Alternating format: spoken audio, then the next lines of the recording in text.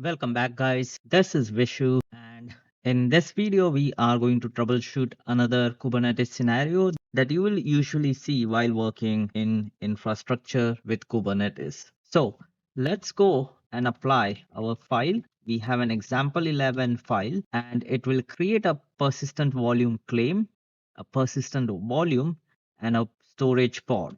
So let's do a get pods, and it is in a pending state. So I will add it to a watch command.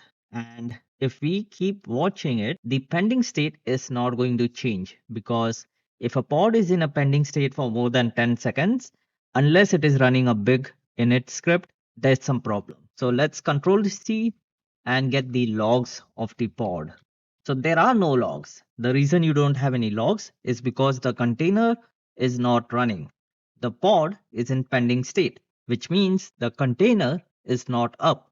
When the container is not up, you will not have any logs because the container is not writing anything.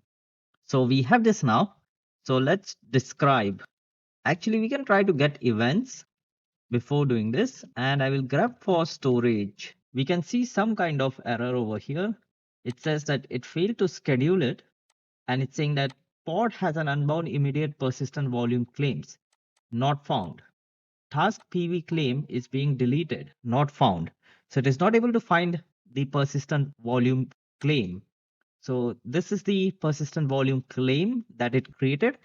So to see that, you do a get PVC, and it is in a pending state. It is not able to connect to the persistent volume. This is our persistent volume task PV, which is also the storage class. And you can see that it is still pending. It is not going to connect. So let's get the persistent volume. And you can see persistent volume is available, but no persistent volume claim is trying to get this available PV. So what could be the problem? Let's clear the screen and describe the PV. Since there is only one PV, I can just say describe PV. It will pick up the only PV that is available. And we have a reclaim policy of retain. We have access mode of read write only. And the capacity is 2 gigabytes. So if I do a describe PVC, over here we are seeing storage class task PV not found, provisioning failed 13 times, and this is in pending state. Let's do get PVC minus O YAML, and here you can see the name default storage spec. You have the read write ones. Storage is 5 gigabytes. Here's the problem. A persistent volume over here is the one which is going to give storage to a persistent volume claim. So the claim has to come to the volume and pick out the storage from the volume. Here we are requesting 5 gigabytes, but in the PV, we only have 2. This is the issue. We are requesting 5, but the volume that we have can only give 2. So we have to change either the storage to be less than 2 gigabytes, or we have to change the persistent volume to be more than 5 gigabytes. So the persistent volume claim can claim that storage. So if I go to example 11, what I will go ahead and do is I will request 1 gigabytes.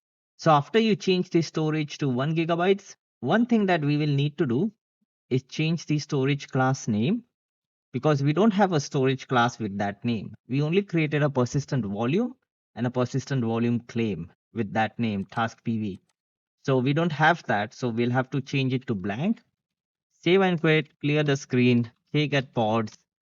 We have this in pending, delete minus F, example 11, clear the screen, apply minus F, example 11. And it created all these things. Let's do a watch, and you can see the status changing, and it is running now. So what did I change? Let's go back to the example 11.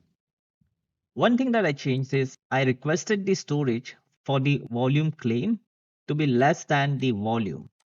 So I'm requesting 1 when the volume has 2 gigabytes. And the second thing I changed is the storage class name is empty. The reason I did this is because if I press double D, it is going to delete this line. So I'll do an undo and go to storage class name. I'm going to delete this line. And over here, you can see that the storage is 1 gigabytes. I'm going to change this back to 4 gigabytes. So now the persistent volume claim wants 4 gigabytes and it is trying to get 4 gigabytes from the persistent volume of 2 gigabytes. Now you will see why we removed the storage class or why I had it as task PV when we don't even have a task PV storage class. So to check the storage class, you can do a kget sc, and over here you can see that there's only one default storage class. Let's delete the file, and it has deleted everything. If I do an example 11 again, you have to remember we are requesting 4 from a volume of 2. So if I apply this file, it should be in the pending state because we are requesting 4 gigabytes from a volume of 2, but you can see that it is running. How is it creating a persistent volume claim of 4 gigabytes from a volume of 2 gigabytes? Well, that's the reason I had the storage class. When you are in a situation where the persistent volume claim is requesting storage that is more than the persistent volume, Kubernetes is going to create a persistent volume for you, and that persistent volume will have this capacity.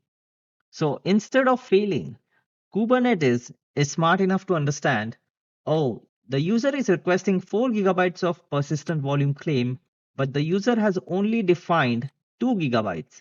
What should I do? Instead of failing, I'm going to create a persistent volume of 4 gigabytes and I'm going to attach it to this claim. That is how Kubernetes solves the problem for the user. And I know this because if I do a kget pv, the persistent volume we created, which is of 2 gigabytes, is still available. Nothing is tied to this persistent volume, even though we wanted this persistent volume to be used by persistent volume claim. The persistent volume claim was attached or bound to another PV that Kubernetes created on its own from the local storage class. And the reason it was able to do it is because we did not specify the storage class. When you do not specify the storage class, Kubernetes will see if it has a default storage class. It will see if it can allocate 4 gigabytes from the default one. And if it can do that, it is going to create its own PVC. It is going to create its own PV to attach to that PVC. So if I describe this PV, it would be easier to do it in YAML. But this is a good lesson for you guys. If you do not assign a storage class, it will take the default one and make it work.